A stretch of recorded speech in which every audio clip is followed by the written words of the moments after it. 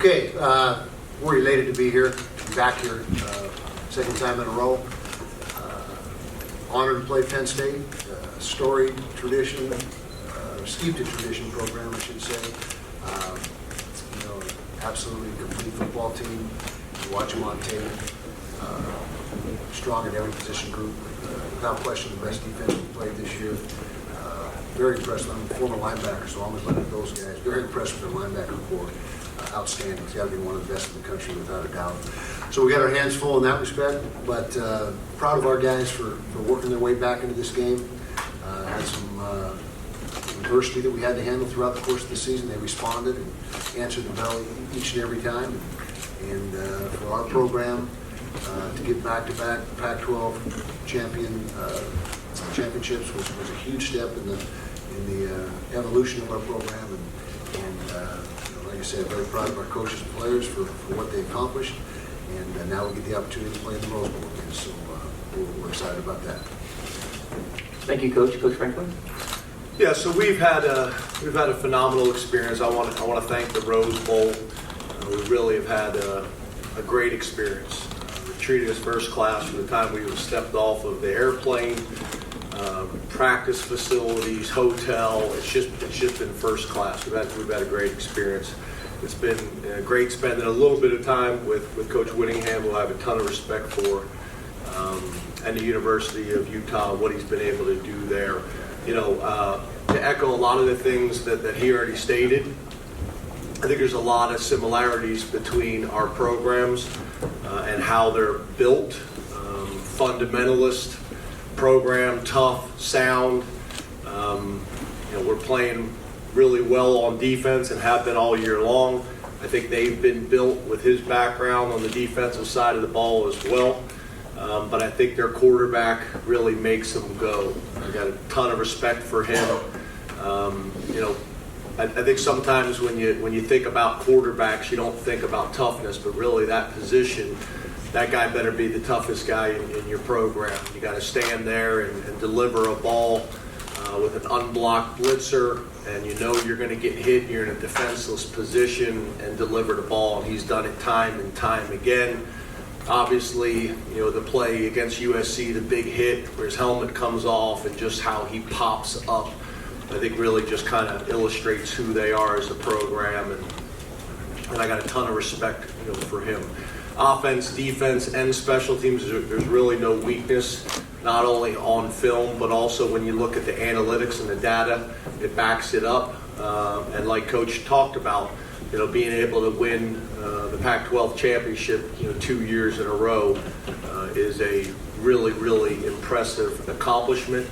And we expect to have a great football game. I think it's going to be a 4-quarter game. There's been great games already during this bowl season, especially the last couple days. And I expect this to be another one. So we appreciate being here. Got a ton of respect for University of Utah and Coach Whittingham. Thank you, Coach. At this time, we will open the floor for questions. Please raise your hand if you have one. We'll start on the right side there. Coach Franklin, Ron Snyder, WNEP. Hey, Ron. How are you? Good. How are you? Pretty good. With the games yesterday, you can see how you were just mentioning how close some of these games are. So how prepared is your team if this game comes down to the wire? What intangibles do they have that can show you that they can pull off another close one again? Yeah, and I think that's the end of your question there, I think, is the point, right? Coach's program has been tested this year and responded. Our program has been tested and responded. Our two losses are two losses to top 5 programs. As I think everybody in this room understands our conference, and especially our side of the conference, you can make the argument maybe the toughest in college football. So we've been in these situations before, all the way back to the opening game against Purdue. So I think the best thing to answer your question is experience. We've had some games like this. We've won a ton of different ways, and I think that's what good teams do. They find different ways to win throughout the season, and their program's done that as well. We'll stay in the second row on the right side here towards the middle. Cameron Neo with the Sporting Tribune.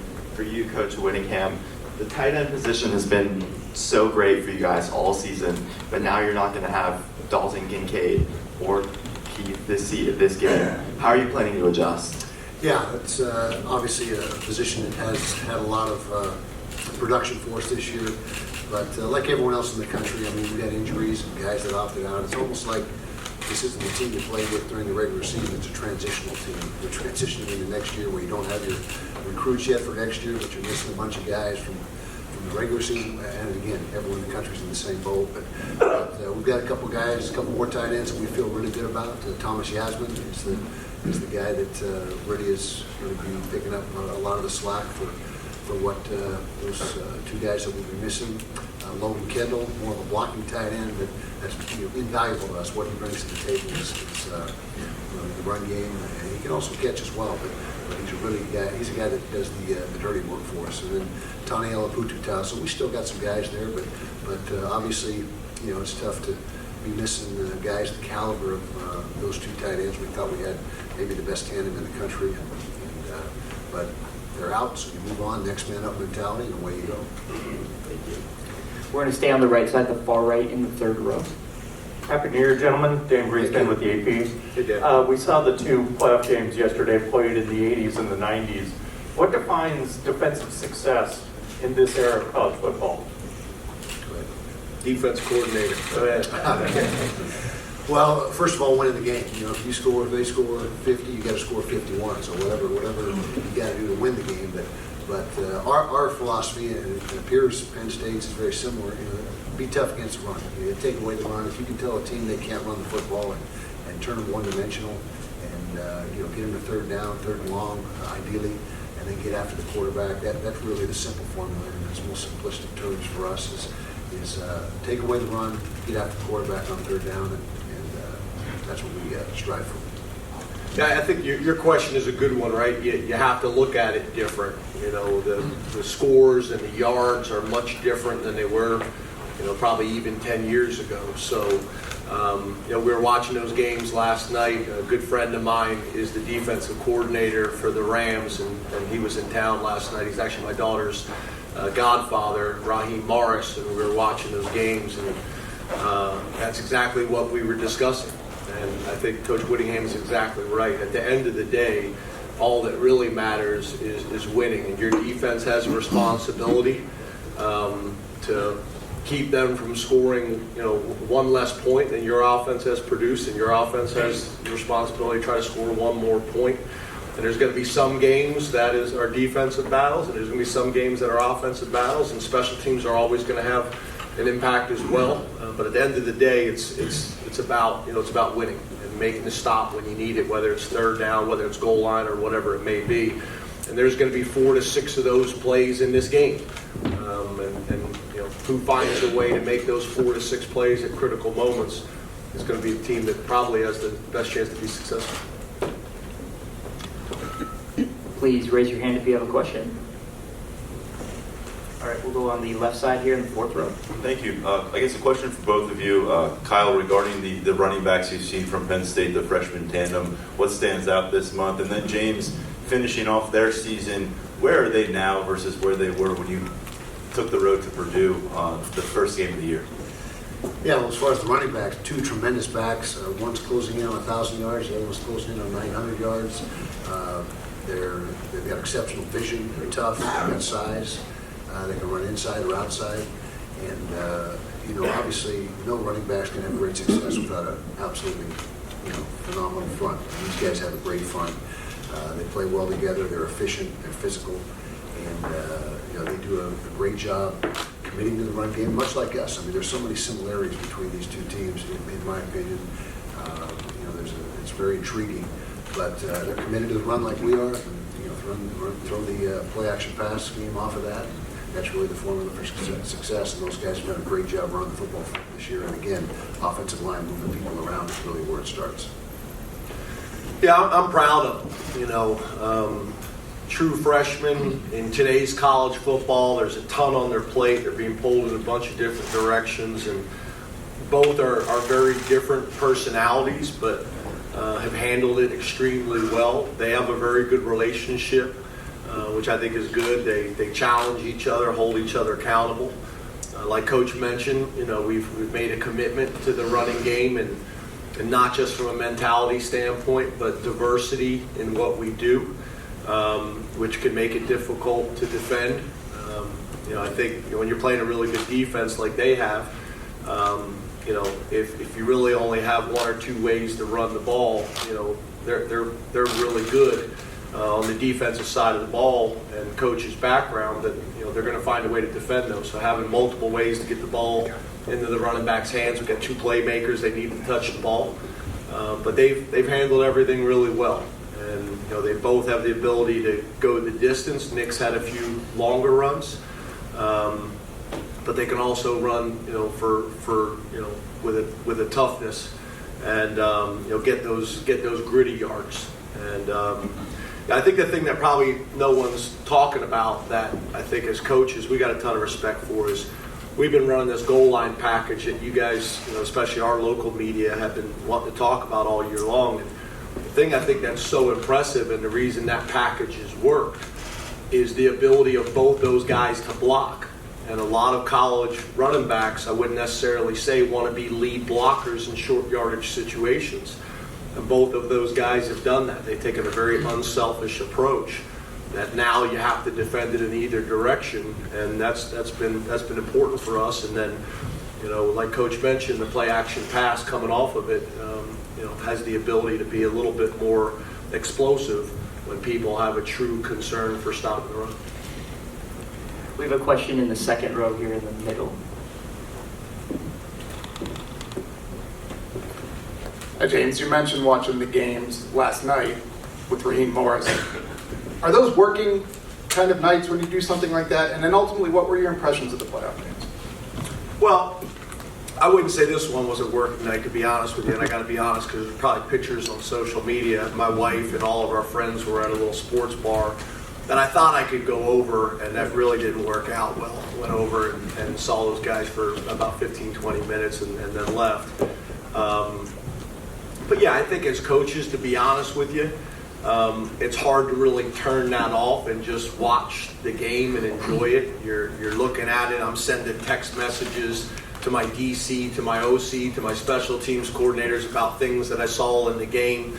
A lot of times when we're watching the games too, there's things that I want to show the team the next day, whether it's situational football, because I know they were watching it too, and it's something that we can reinforce. So you never really, turn it off. But then it's also interesting just talking about the differences between the NFL and college football.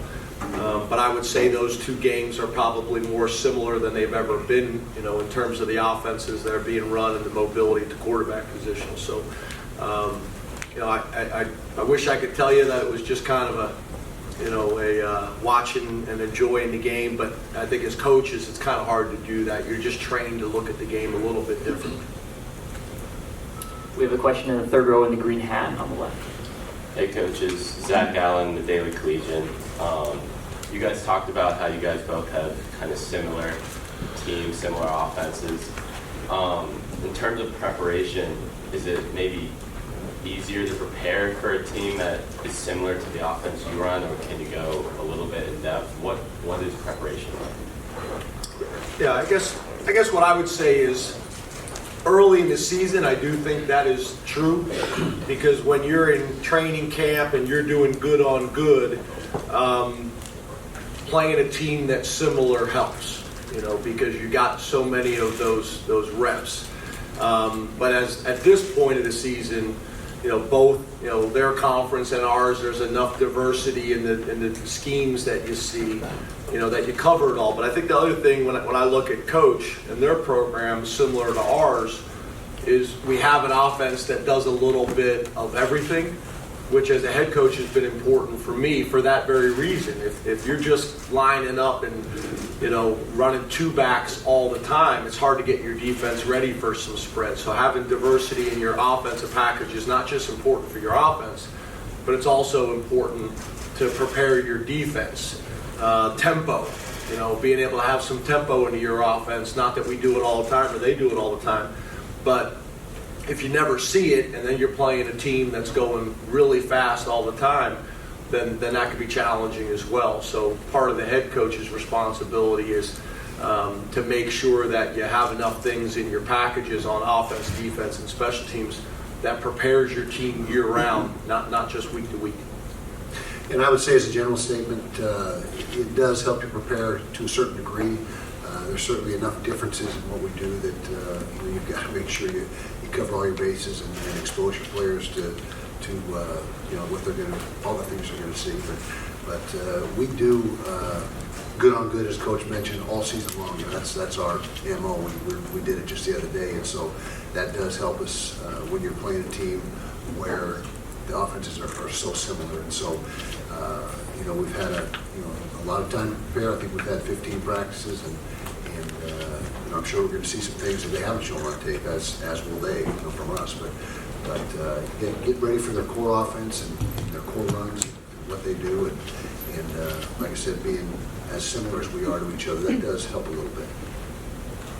We have a question right down in front here in the second row. Joe Smeltzer, Nittany Sports Now. For both coaches, Coach Whittingham, in talking with some of your offensive players a few days ago, number 11, Abdul Carter for Penn State, is somebody that really jumps out at the tape. What have you seen from him on film? And then Coach Franklin, what do you think is the biggest stride Abdul has made from the time he got on campus to where he is now? Well, first of all, the entire defense, as I mentioned, is phenomenal. I mean, he's a great player, great motor, very skilled, obviously. But we got respect for every single level of their defense. And as I mentioned, no question, this is the best defense we've faced all year long, so we can't really focus on one particular position group or one particular guy. We've got to be ready to try to move the ball somehow, some way against what they do. So, but got a lot of respect for him, obviously, and tremendous player. Yeah, he came in for a freshman, very mature, very focused, and very driven. And all the freshmen say they want to play, but not all of them really understand what it takes. And he had a very mature approach from the time he stepped on campus. He was not a guy that came in early, which sometimes can make that even more challenging. He already was kind of college ready in terms of his body. He came in already kind of put together, and like I think the local media know that I talked about earlier in the year. When I went to do the home visit, he literally had a bench press and a power clean, in the living room. As soon as you walked in the house, which I think Mom was happy when he came to Penn State that she could get her living room back. But then once he got on campus, he was able to pick up the system quickly, and he's got the ability to find the ball, which at the linebacker position you can teach those things, but obviously some guys kind of naturally have it, and some guys got to work at it, and he's got the ability to find the ball. He's gotten better at that as the year has gone on, and then what he just has, he's got the ability to burst. Once he makes his mind up, he's got a burst towards the ball, which is unlike many that I've had and many that I've seen. So he's got a lot of, when you kind of list out all the traits and attributes that you're looking for at the linebacker position, he's got a lot of them. And, I think he's only going to get better, and I think he'll take a step in this game and will continue to grow throughout his career. But, I'm really proud of how he's kind of handled all of it. He really has. And, we're going to need him to play well. I keep wanting to say Saturday because to me all the games in my mind are Saturdays, but and the way we do our schedule, it is a Saturday, so I'm not even sure what day of the week the game actually is on, but we expect him to play well. We're going to stay in the middle here in the third row. Yeah. Rich Scarcella, Reading Eagle. This is for James. James, how are you? Good. Will you have Olu, Fashanu, and Keyvone available tomorrow or on Monday? And if so, what would that mean to your team? Yeah, so Keyvone will be available. Obviously he's been out for a number of weeks, so we'll see how that rotation will go. Those two running backs obviously have played really well, but having Keyvone available is, I think, really, really important. He's practiced extremely well, so that's been great.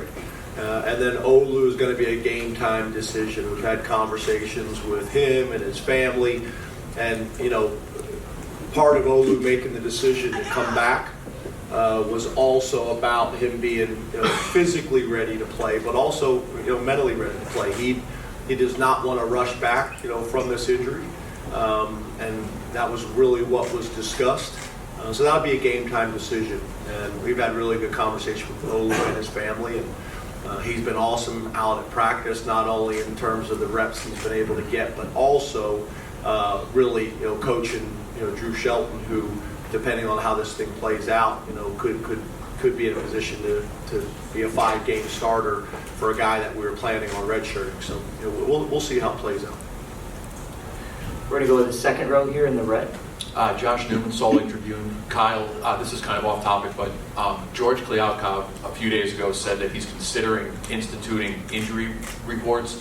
My question is, do you think that's a good idea on a weekly basis, and would you be in favor of it? I really have no strong opinion either way, as long as it's a level playing field. Everyone's doing the same thing. Now, if the Pac-12 has that, and no other conferences do, then I'm against it. But if the NC2A as a whole goes that direction, like the NFL, the NFL system seems to work very well, then it's not a problem at all.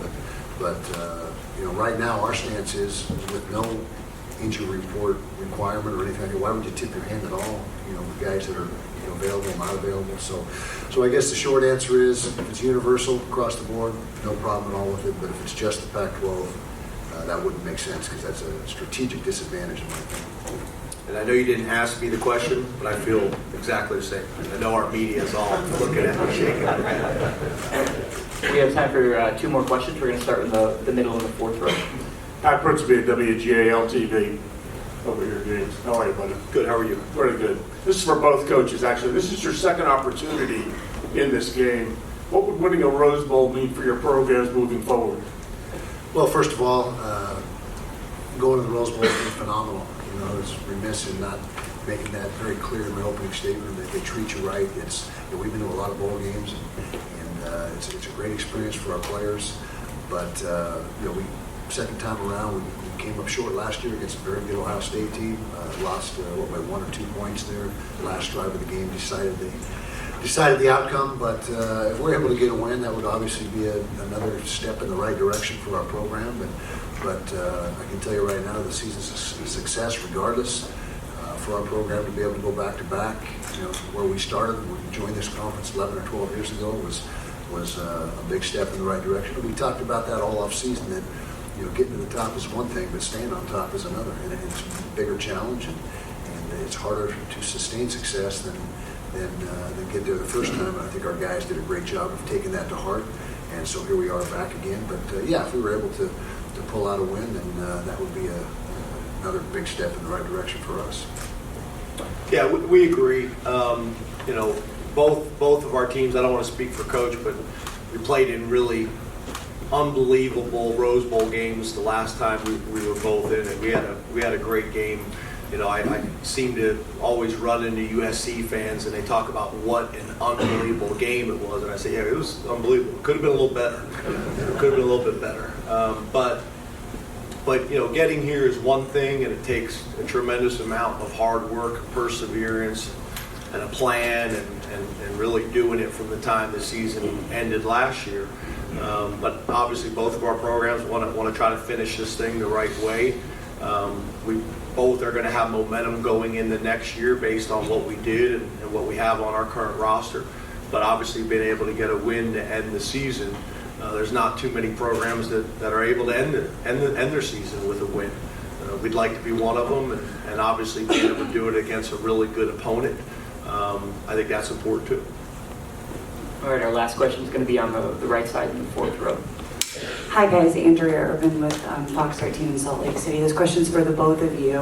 We got one more game with this full roster of gentlemen that you guys have. What is it that you are most confident in about your team? Yeah, I've just been so impressed with our leadership. I mean, obviously, everybody spends a lot of time talking about culture. And I'm just really proud of our veteran leaders on our team in a day in college football where I think it's more challenging than it's ever been. So to have those strong voices in our locker room, the way our guys have handled the entire season, the way our guys have handled opt-outs compared to programs nationally compared to our program last year. We had a number of opt-outs last year. We've had very honest, transparent conversations, not only from Penn State's perspective and our football program's perspective, but also their perspective and their futures. And I think that's really important. So I'm proud of our leadership and not only what they've done this year, but really the legacy that they're going to leave with the locker room in the right way to do it. So I'm surprised we haven't gotten any questions about our similar past in Pocatello, Idaho, at Idaho State. I don't know if you guys have ever been to Pocatello, Idaho. Win never stops boiling. Yeah. I'm proud of our football team. Showed a lot of resiliency this year. As I mentioned, we had we got off to a horrible start down in the swamp against Florida. Dropped that ball game. Dropped a couple Pac-12 games along the way, but they just kept fighting, kept persevering. There's no quitting our football team. They're a bunch of warriors. Love being around them. We only have 7 seniors, and so what you see with us is going to be very similar to next year. We will have some guys that move on to the next level, underclassmen, but and we also have those conversations and give our guys advice when they seek it. You got to be careful when you have those conversations because it's got to be their decision. You can't be too forceful one way or the other because ultimately it's their careers, their lives, and our stance has always been during the season it's all about the team. After the season, it's always about what's best for the individual. And that's our approach, and we'll see what happens here with some of our underclassmen. But I think we're going to get the vast majority of them returning, and that would be a good thing for us.